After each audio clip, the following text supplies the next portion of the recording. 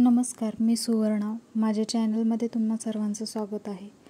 आज मी तुम्हाला दाखवणार आहे कैरीचं पन्हं कसं बनवावं.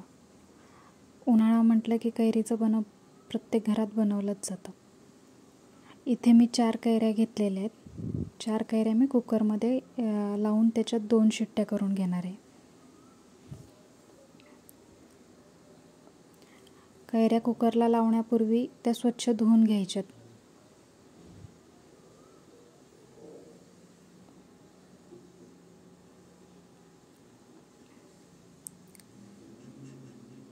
दोन शिट्ट्या करून घेतल्यात कैऱ्याच्या. आता या कैऱ्या थंड करून घ्यायच्यात. कैऱ्या थंड झाल्यात. कैऱ्या थंड झाल्यानंतर त्याचा चोळून गर काढून घ्यायचा आहे.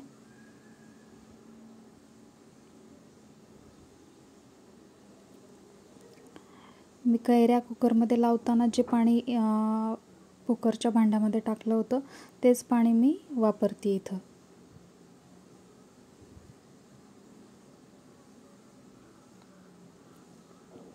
त्याचा चोळून व्यवस्थित गर काढून घ्यायचं आहे.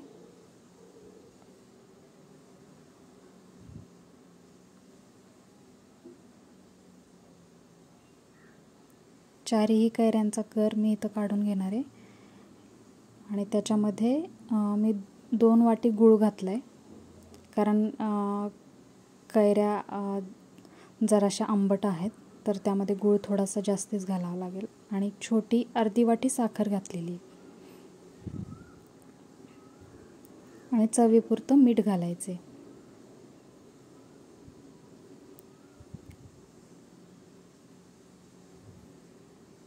आणि त्याला आपण रवीने घुसळून घ्यायचे.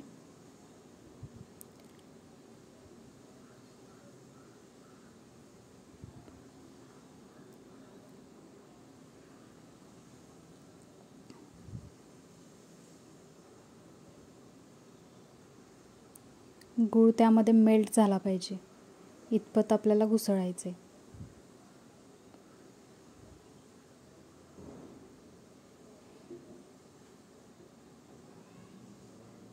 आपण बघू शकता इथे गूळ छान मिक्स झालेला आहे. तुम्ही तुमच्या आवश्यकतेनुसार त्यामध्ये पाणीही घालू शकता.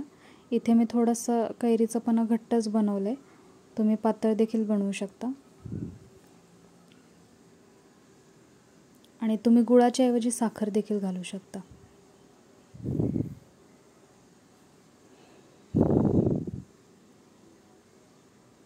आपण बघू शकता की किती छान घट्ट कैरीचं पन्हं तयार झालेलं आहे. आणि त्याचा रंग देखील किती छान सुरेख आलेला आहे.